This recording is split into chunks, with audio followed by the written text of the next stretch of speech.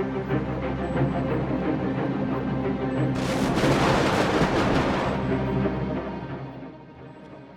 everybody, and welcome to another version of Storms of Fury. Yes, we get really excited about big storms, us meteorologists, and I'm really excited today to have a legend in the world of meteorology. I'm proud to have him on. I'm honored to have him on. He's someone that, worked together with me way back, and he went up to Boston. He melded right in with the legends up there, Harvey Leonard and others. And he is with us today on Storms of Fury. Ladies and gentlemen, a big welcome for the recently retired chief meteorologist of Boston 25 News, Kevin Lemanowicz. Yes, some of you know Kevin. You remember Kevin. I talked to you, and you say, Kevin, yeah, he's up in Boston. We used to love him down here. Kevin, thanks for being here today. You are an amazing man. You and I worked together in the past, and we're going to today just talk about Kevin Lemanowicz and how did you start out way back? Did you have the passion for weather when you were young, like myself, and where you went to college, and just take it from there? So, Kev, thanks for being here today. And Pleasure. Thanks for having me. yeah, and tell us, isn't it amazing how fast 30 years goes by? I mean, you and I were together back in the 90s, and Yeah. prior to that, what was your, how did you, when you grew up, was it all about the weather, or did you just get interested in later in time? Tell us about Kevin. Sure. Yeah, I don't have a really strong story connection to the weather when I was younger, except that I wanted there not to be school. So I'd be listening to the, Right. the morning radio. Nowadays the students look at the screen at the bottom 2 days before and find out about school. Back then, you remember, Joe, we had to listen to the radio that morning Yeah. and wait for school to be called. So that of course gets you interested as a school kid. Then of course, when I was in third grade, the infamous blizzard of 1978 hit, and I remember tunneling out my back door, my parents being stranded home with us for a week, the immense amount of snow that it brought. So of course that piqued my interest a little further. So as I was going through school, I got more drawn towards science, and that led me toward being more and more interested in the atmosphere and the clouds.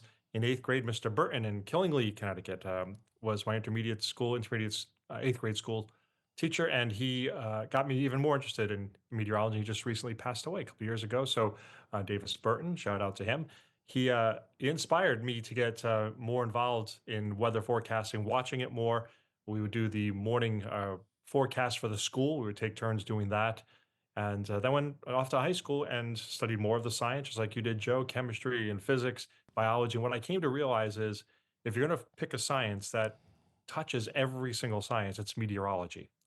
And That how you feel that is with so biology, true. Yeah, because right? the nature of the comprehensive sciences, and how about the calculus that we had to do? Now, Kevin is a really smart man. Kevin, tell us where you went to college. Well, I went to Cornell University, and He's an I Ivy did leaguer. Yes.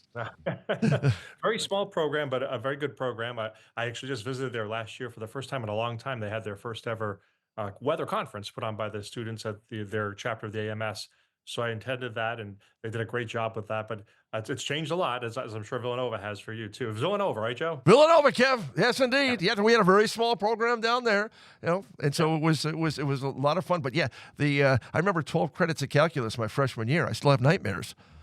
Oh gosh, the calculus is what almost derailed me. There Yeah. was a point where I was like, I don't know if I can do this because that was difficult, and I don't think people realize when you're studying meteorology, it's essentially equivalent to an engineering curriculum, but geared toward Absolutely. Yes. Absolutely. Yep. right? Yep. You're doing fluid dynamics, you're doing thermodynamics, you're doing calculus, and then other sciences that a lot of engineers don't have to touch, like biology, for instance. And then we have to apply all those principles to the atmosphere and make about 20% of what those engineers make.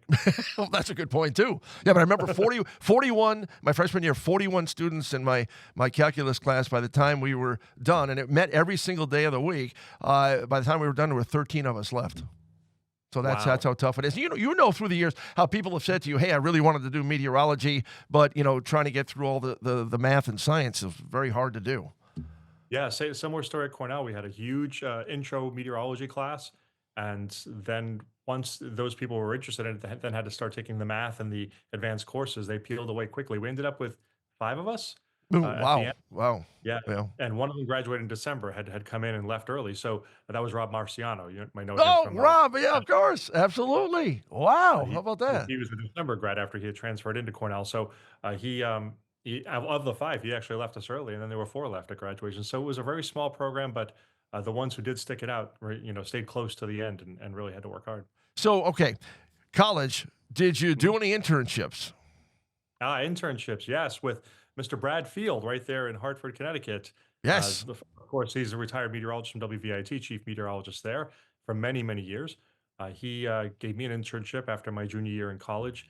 And I remember, Joe, I was so naive. I walked in there and he showed me around, and that was the first time I ever learned about the green screen. No, so you Junior didn't year in know anything college, about it. Oh, really? I had Well, no idea that's what oh, was going yeah, on isn't that funny? with communication. Hey, the first So time, one of the first times I did weather, I pointed to Montana the whole time for Connecticut because I was so messed up. So, yeah, that's it's not close. easy to do. Yeah, Oh, well, exactly. Yeah. yeah, it So, could be. It's like shooting a basketball. I know you shoot free throws long enough, you get better at them. I guess we just done it so long, Joe. It's second nature to point to where we want to point to. exactly. Yeah, the only problem is we don't get it right all the time, but that's another story. All right, so you Well, did. speak for yourself. Thanks a lot. See. Kev, in terms of the internship, just for those younger ones that are out there, we have to emphasize that the internship is critical. It is so important that you get out there and you bug people. I have people say to me, "I wanted to be a meteorologist. I didn't want to bug you." It's like you better come bug us if that's what you want to do. And you got to That's get right. out there and establish yourself and get people to know you because when they know you in an internship, chances are you may get the job. So many of our interns, your interns and my interns, have gone on to careers in meteorology, Joe, and that is absolutely the right thing to do. You've got to get in there. You've got to get your face in there, get known. And I'll tell you what, after my senior year in college, I started working. Just worked at Wendy's and worked at a TV station locally in Ithaca, New York. I started the day after graduation, so literally for up if I had gone until May, it would have been 35 years of doing weather on TV my whole life and doing nothing else except flipping burgers at Wendy's. But the what happened that first summer after graduation is Brad needed somebody to fill in. So I was able to send a tape. We sent tapes back then, big old tapes. Oh, I remember those. Yeah. And Brad and the news director, I'll never forget them because you don't forget the people who did things for you. And a man named Paul Frago was the news director there, and he Yes. gave me a shot to fill in. I was so green and not very good at it, but they needed somebody to fill in, and I was enthusiastic, and they knew me from the internship, and that's what was so That's critical. They knew what kind of person I was, my work ethic from the internship, so they were willing to give me a shot, and that's what everybody needs to know. all right. And so when we come back, we're going to talk more about out of the internship, the shot that Kevin got, and we'll talk about, what Kevin and I did for a while back in the 90s, and then take us through, yes, Boston, 25, 30 years. Yes, his tenure has ended. And when we come back, we'll talk much more about that. Stay with us, please.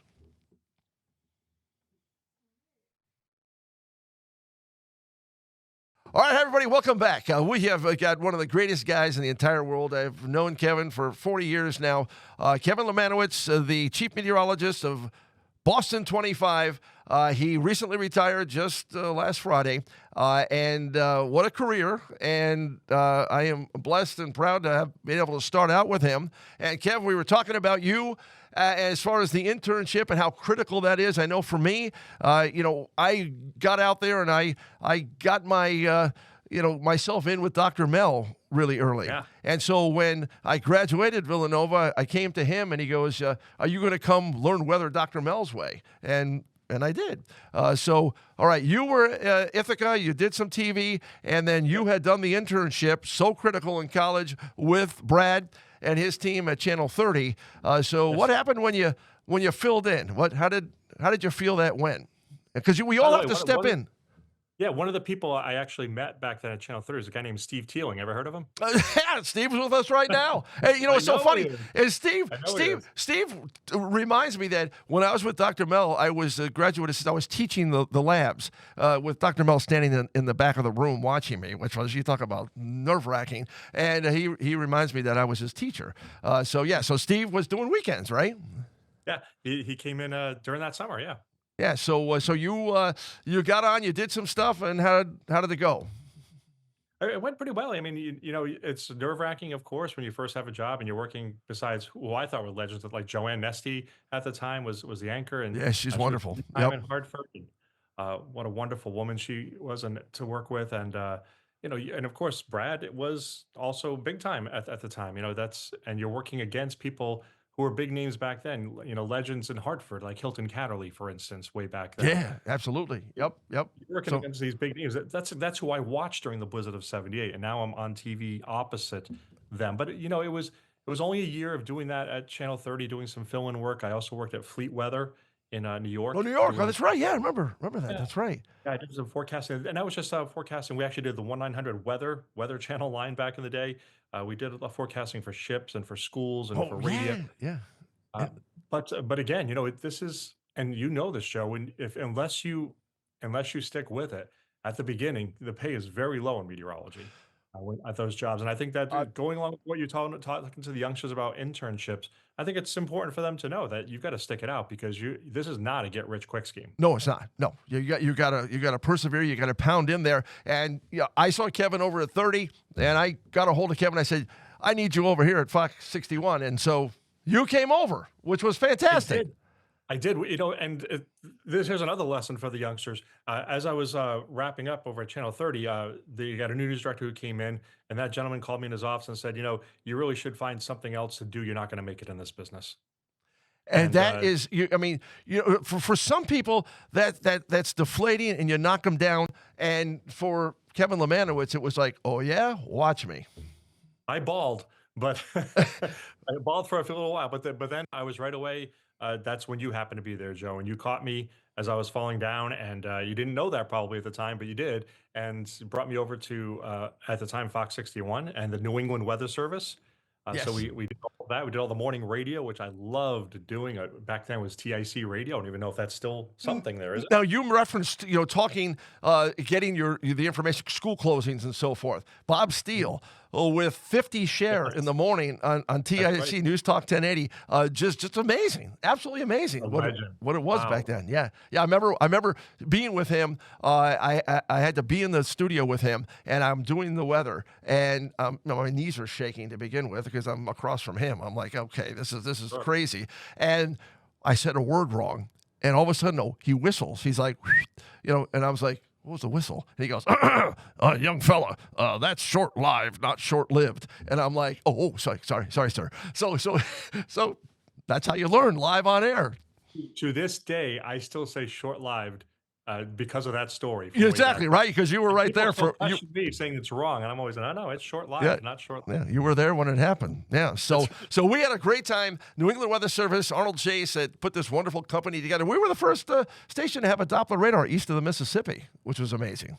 Not only that, we had control of it with a joystick right in the office. I know, We wasn't that could do great? that on our own. Yeah, yeah. We didn't have to wait for it. And no disrespect to the National Weather Service, they do a great job, but we're at their mercy. If they want to scan it up or down or slow it down, whatever they want to do, put it with different modes, we could do that ourselves. Now, if you remember, there was one time a storm was coming out of Berkshire County, and we saw it, and the National Weather Service had no warning out. They lost it in what was called back then the ground clutter, and we called them up at Bradley when the National Weather Service office was there and said, hey, there's a storm with like 72-mile-an-hour winds that's coming down out of northwest Connecticut. And they're like, really? And because they couldn't see it, but we did. No, they didn't have Doppler radar yet until, well, they were what was called WSR 88D. So in 1988, they started releasing it. But in the early 90s, we still didn't have one in Connecticut. Bradley was still using their radar that was hitting Hartford, and it looked like a thunderstorm every day because the Yeah, whole right. city was. Exactly. Yeah. So we were there with Weather Service, and we did the power company. Remember Northeast Utilities? Oh, yeah, We did of course. head forecasters for them,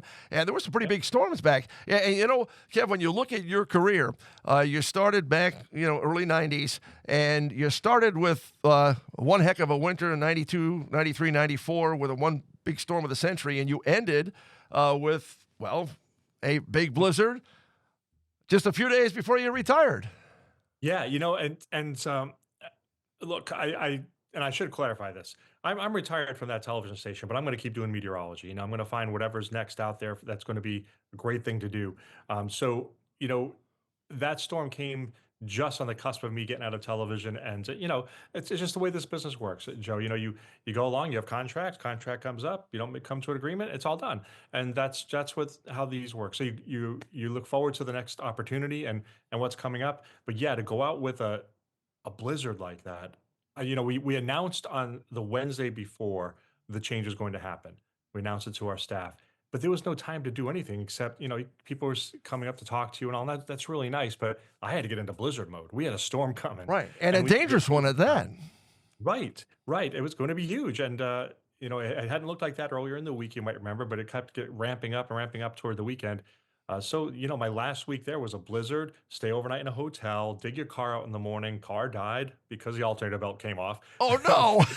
Got stuck at work, and then the rest of the week happened a little bit more normally. But yeah, it was quite an ordeal that last week of work. And you know what?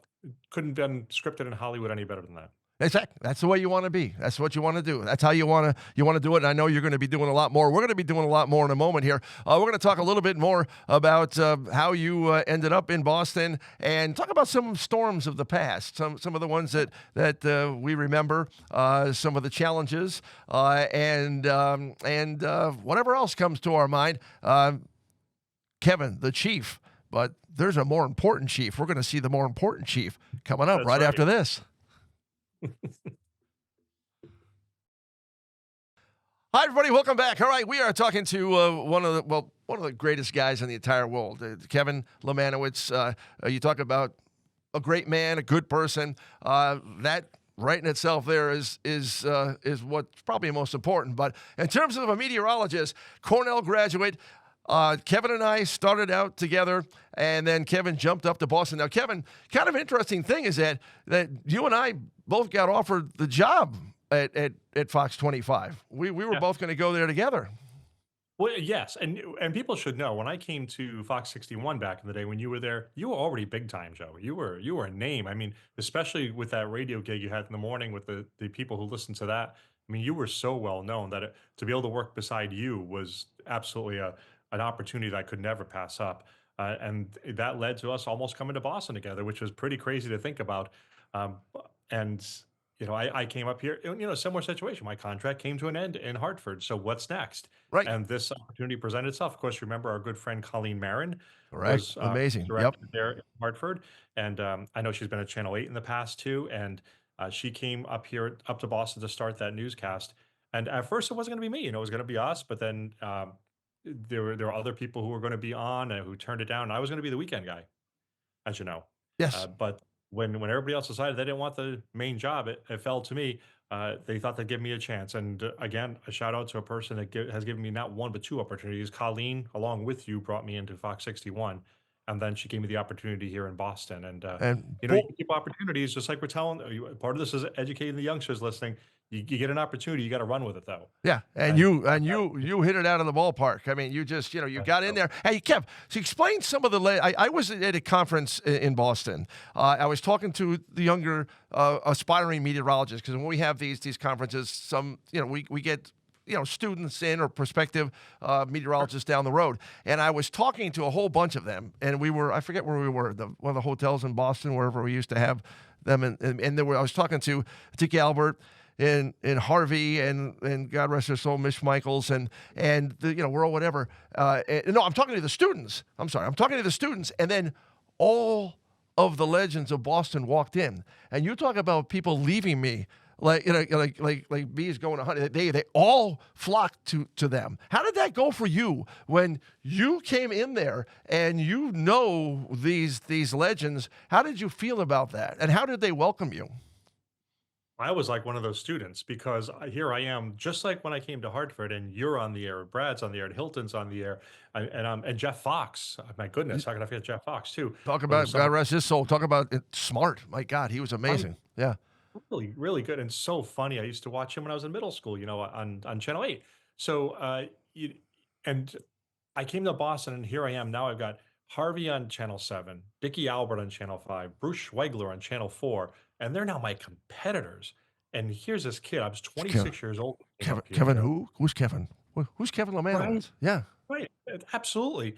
So we started from the ground up in September 1996. There was a New England Cable News was doing a newscast out of our that was being shown on our air, but it wasn't our newscast. Right. So Fox News Corp bought the station from the Celtics, and then they put us on the air as a news operation, the first news operation out of there that was actually from that building in Dedham, and that's when we hit the ground running. And yeah, I was on the air against people that in Hartford we have great people, of course, Joe, but I think we all looked at Boston as sort of the mecca of Oh meteorologists gosh, yeah. Oh yeah. That back was, in the day of television. right. And so in terms of, through the years, when you get meteorologists together, some of the big events, and we did this in Hartford that, the big storms coming in, and back then we didn't have everything that we have today. And Yeah. we would put 5 meteorologists together, and it would be amazing to go around the table and say, what do you think? And sometimes you could hear 5 different ideas. Oh yeah. Did you, when you got up there, do you remember any wins that you had? Were you were outshining the veterans? Did you have a couple of situations where you and I know you did, because I remember us talking about it, that you Yeah. you established yourself and they were like, hey, wait a minute, this guy's for real. Joe, I can't point to one specifically. I know those things happen. I remember talking to you about them. Uh, but I've never really kept track of my accuracy or which storms we Right. did what. Yeah. We I always felt, to the viewer, you're only as good as your last forecast. And if they're not going to remember, they remember the early days, like Harvey Leonard certainly made his name with the Blizzard of '78 by calling that Oh, storm. And absolutely. Yes. Yes, I remember listening to him, and people were like, what the heck was he talking about? Because right. back then we talk about storms and they didn't happen. So that was wow. And the blizzard of '78, when you stole 40 hours and so forth, and what happened up there, unless you were there, you don't realize what it was all about. Right. People tried to compare this last one to '78, and I get it for the snow amounts in that area south of Boston into eastern Connecticut and Rhode Island, but Maybe from there the was no way, intensity. Yeah. No. there's no way that it compared to the coastal impacts, the No. homes that were washed into the ocean during '78, the flooding, the multiple high tide cycles. That's what made '78 so different, I think. So when you got there, did you feel that you fit in right away, or were you fighting to get a name to get? I didn't feel like actually, our station has always kind of had this scrappy attitude. We're always kind of up against the big guys because we still feel like we're the new kid on the block fighting it, even though we've been there for 20 or 30 years now. It's we still feel like we're always scrapping up against the big ones. But one in particular, Harvey Leonard, invited me to dinner one night, and we became great friends, and we're still friends to this day. And talk about a legend, right? So he brought me kind of under his wing at that time, and made sure I was being treated right at the station I was at, and asked me the right questions. Class act. Oh, I mean, such a you great.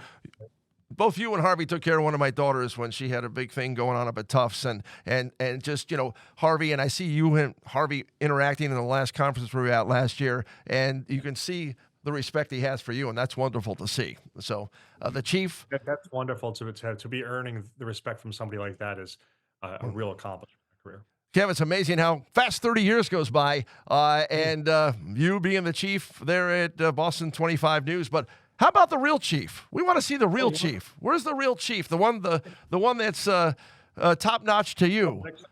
Hey, there's Chief. Hello, Chief. What's going on? Here's my story with Chief.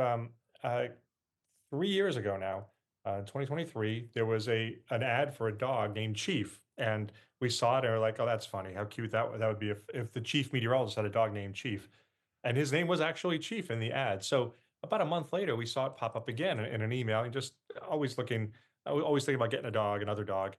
So uh, I decided to make a call, and it turned out Chief was being housed in northeastern Connecticut, which is where I grew up. Right. So the woman who was keeping him wanted to meet us at Owen Bell Park, which is where I played baseball growing up. Like, well, that's strange. Oh, Well, wow. it rained that day, so she called and said, "It's raining. How about just come to my house?" So we went to her house, and as God is my witness, Joe, I could see my house from her front yard. The house I Oh grew up my goodness! You never told me in. this. That's what crazy. Yeah.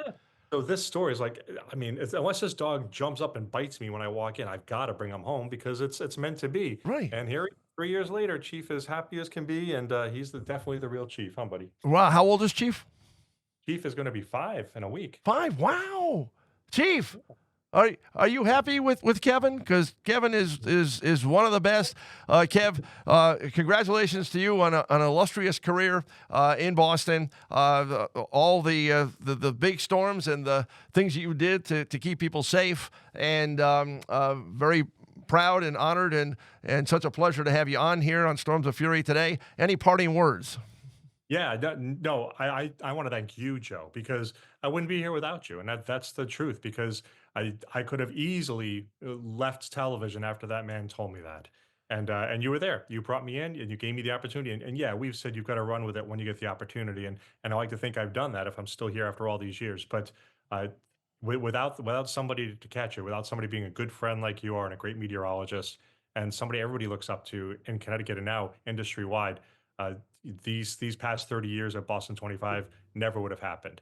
And as much as I'm ready to move on to something, that'll give me a great last chapter of my career, it's been a wonderful run in television, and wouldn't have happened without you.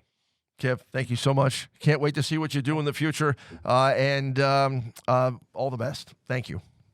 All right, Thanks, Joe. folks, that's it for Storms of Fury. We hope to see you again in the future, and who knows, maybe we'll have Kevin back in what he's doing down the road. Bye, guys. Thanks, Kev. Bye bye.